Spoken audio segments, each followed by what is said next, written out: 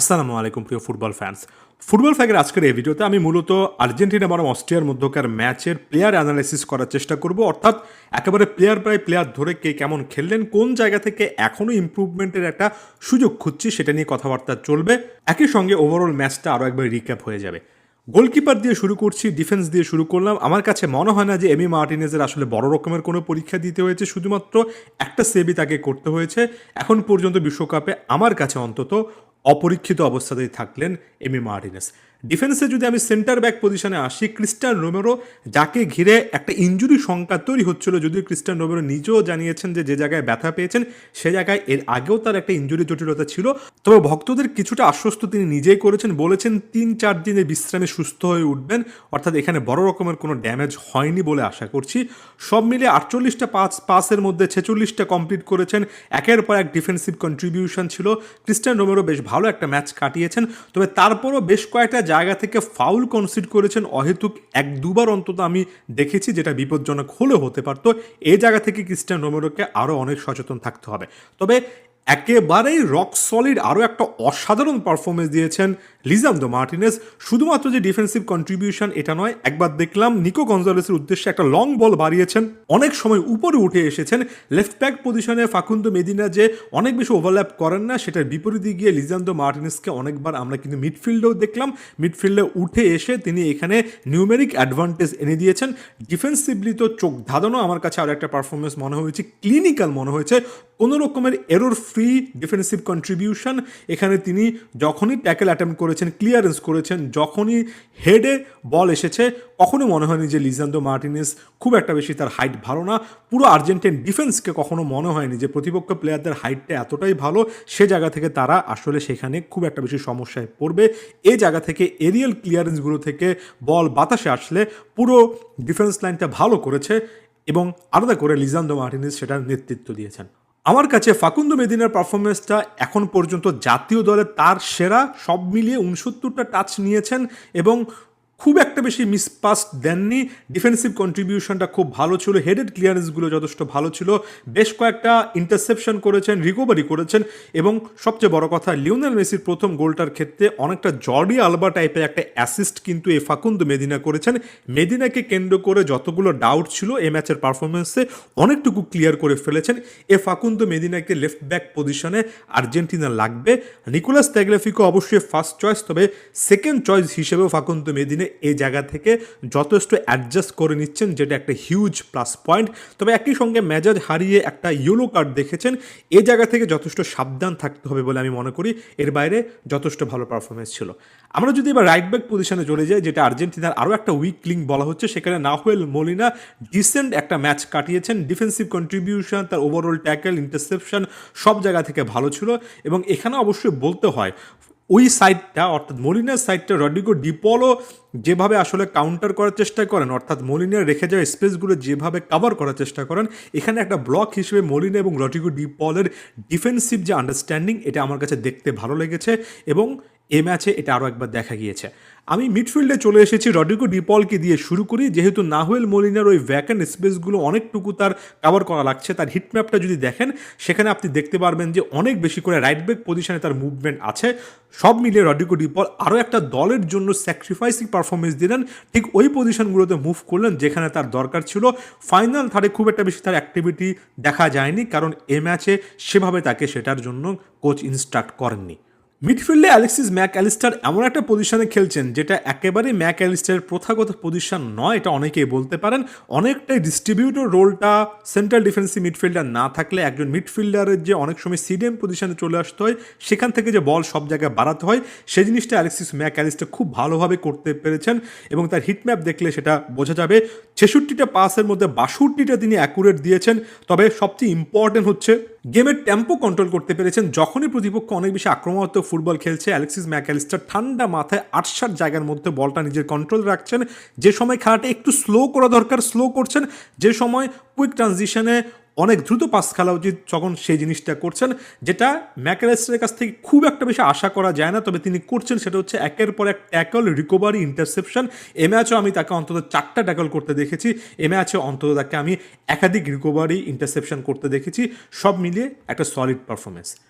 আপনার যদি একজন ডিস্ট্রিবিউটর থাকে তখন আরেকজন মিডফিল্ডারের বক্স টু বক্স পারফরমেন্স দেওয়া লাগে, অর্থাৎ নিজের হাফ থেকে প্রতিপক্ষের ডি বক্সে লাগাতারভাবে রেলেন্টলেসলি দৌড়াদৌড়ি করা লাগে এনজো ফার্নান্দেসের স্ট্যামিনার জন্য, তার লাগাতারভাবে পুরো মাঠটা কভার করার জন্য অবশ্যই তাকে হ্যাটস অফ বলতে হবে। এনজো ফার্নান্দেস বিশ্বকাপের প্রথম দুটো ম্যাচে খুবই আন্ডাররেটেড পারফরমেন্স দিয়েছেন বলে আমার কাছে মনে হচ্ছে। তাকে ঘিরে অনেক আলোচনা করার সুযোগ আছে।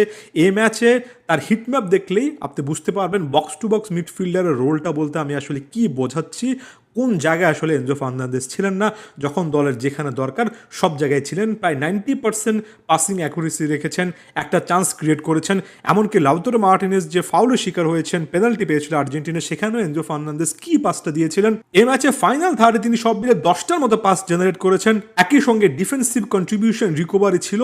এনজো ফার্নান্দেসের এই পারফরমেন্সটাকে আমি একেবারে প্রপার মিডফিল্ড মাস্টার ক্লাস 4-4-2 সিস্টেমে ক্লাসিক্যাল মিডফিল্ড পারফরমেন্স বলবো।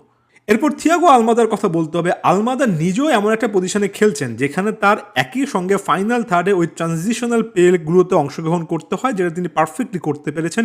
লিও মেসির সঙ্গে একটা তার লিঙ্ক আপ তৈরি হচ্ছে। মেদিনের সেই গোলটার ক্ষেত্রে অসাধারণ একটা ডামি নিয়েছেন, লিওনেল মেসিকে গোলের সুযোগ তৈরি করে দিয়েছেন এবং সব মিলে থিয়াগো আলমাদা তার জায়গা থেকে লেফট মিডফিল্ডে ভালো একটা পারফরমেন্স দিয়েছেন এবং ডিফেন্সিভলিও তার কন্ট্রিবিউশনটা দেখার মতো ছিল। অর্থাৎ শুধুমাত্র ফাইনাল থার্ড হাফ স্পেসে যে অ্যাক্টিভ ছিলেন সেটা নয়, যথেষ্ট ব্যাকট্র্যাক করেছেন।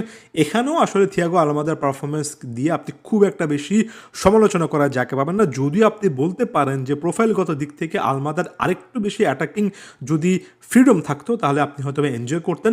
তবে একটা ব্লক হিসেবে আপনি যদি চারজনের মিডফিল্ড লাইন চিন্তা করেন, De Paul, Mac Allister, Enzo Fernandez, Thiago Almada, আমার কাছে মনে খুবই ভালো মানের একটা পারফরমেন্স অস্ট্রিয়ার বিপক্ষে ছিল। মিডফিল্ডটা অন্তত এদিন ক্লিক করেছে। আমরা লাউতারো মার্টিনেজ প্রসঙ্গে চলে আসি। লাউতারোর ক্ষেত্রে একটা কথা না বললেই নয়, ওই যে সম্ভবত এনজোর কাছ থেকে যে পাসটা পেয়েছেন যেটা ডিবক্সের মধ্যে ফাউলের শিকার হয়েছেন, সেখানে আমার কাছে আরও একবার মনে হয়েছে লাউতারো মার্টিনেজের টাচটা অনেক হেভি ছিল। আরও একবার তিনি ফার্স্ট টাচটাই একটু হলেও বাজে নিয়েছেন, যে কারণে বলটা তার অনেক সামনে এগিয়ে গিয়েছিল। এমন স্পেস থেকে লাউতারো গোল করে আসতে পারেন যেটা আমরা ক্লাব ফুটবলে দেখেছি। তবে লাউতারো মার্টিনেজকে ঘিরে এখনই অনেক বেশি হতাশ হওয়ার জায়গা আমি দেখি না, কারণ লাউতারো শুধুমাত্র একজন ডিবক্সের প্লেয়ার না, হিটম্যাপ দেখলে বুঝতে পারবেন লাগাতারভাবে যখন যেখানে দরকার সেখানে তিনি কিন্তু তার একটা প্রেজেন্স রেখেছেন। সব মিলিয়ে এই পারফরমেন্সটা অফকোর্স বেস্ট পারফরমেন্স না। অফকোর্স লাউতারো মার্টিনেজের মতো একজন স্ট্রাইকার বিশ্বকাপে এখনও গোল পাচ্ছেন না, এটা বিশাল একটা চিন্তার বিষয়। তবে আমার কাছে মনে হয় এখনও লাউতারোকে ঘিরে অনেক সমালোচনার জায়গায় তৈরি হয়নি। তবে একই সঙ্গে আমি এই জিনিসটা বলবো যে পরবর্তী যে কোনো একটা ম্যাচে লাউতারো এবং হুলিয়ান, অর্থাৎ দুজন নাম্বার 9-এর যে কোনো একজনকে জ্বলে উঠতেই হবে, এটা এখন পর্যন্ত মিসিং লিঙ্ক। লিওনেল মেসি প্রসঙ্গে আমার নতুন করে কোনো কিছু বলার নেই। প্রথম গোলটার ক্ষেত্রে অনেকটা ওই যে জর্ডি আলবার স্মৃতিটা মনে করিয়ে দিয়ে মেদিনার পাস থেকে যে কঠিন জায়গা থেকে লিওনেল মেসি ফিনিশ করেছেন, সেটা শুধুমাত্র লিওনেল মেসি দেখে আমরা খুব একটা বেশি সারপ্রাইজড হই না। দ্বিতীয় গোলটার ক্ষেত্রে তো সর্বোচ্চ চেষ্টা করেছেন, আমার এখনও চোখে ভাসছে কীভাবে প্রতিপক্ষ প্লেয়ারের পায়ের ফাঁক দিয়ে রীতিমতো নাটমেগ স্টাইলে শেষ পর্যন্ত ফিনিশ করে এসেছেন। লাস্ট শটটা লিওনেল মেসি হ্যাট্রিকও পেয়ে যেতেন, একটা ফ্রি কিক অ্যাটেম্পটও নিয়েছেন, পেনাল্টিটা মিস করেছেন। এটা লিওনেল মেসির একটা অ্যাকিলিস হিল হয়ে থাকছে, এটা নিয়ে এখনও কাজ করার সুযোগ আছে, এটা অবশ্য বলবো। তবে এটাকে একপাশে সরিয়ে রেখে লিও মেসির গেম প্লে, তার প্লে মেকিং, সম্ভবত পারাদেসের কাছ থেকে বলটা পেয়ে হুলিয়ান আলভারেজের উদ্দেশ্যে দ্বিতীয় গোলটার ক্ষেত্রে লিওনেল মেসি কি অসাধারণ একটা বল বাড়িয়েছিলেন যেখান থেকে আলভারেজ মিস করেছেন। লিওনেল মেসি তারপরে নিজের দায়িত্বটা কাঁধে নিয়েছেন এবং ফিনিশ করে এসেছেন। পুরো এই দ্বিতীয় গোলটার ক্ষেত্রে প্রায় 40 মিনিটের মতো দৌড়াতে হয়েছে। পুরো জিনিসটা লিওনেল মেসি ধারে ক্রিয়েটেড ছিল, তারপরে নিজে ক্রিয়েট করেছেন, তারপরে নিজে ফিনিশ করেছেন। এক কথায় অবিশ্বাস্য, যত বলবো তারপরও বলার অনেক কিছু থাকবে।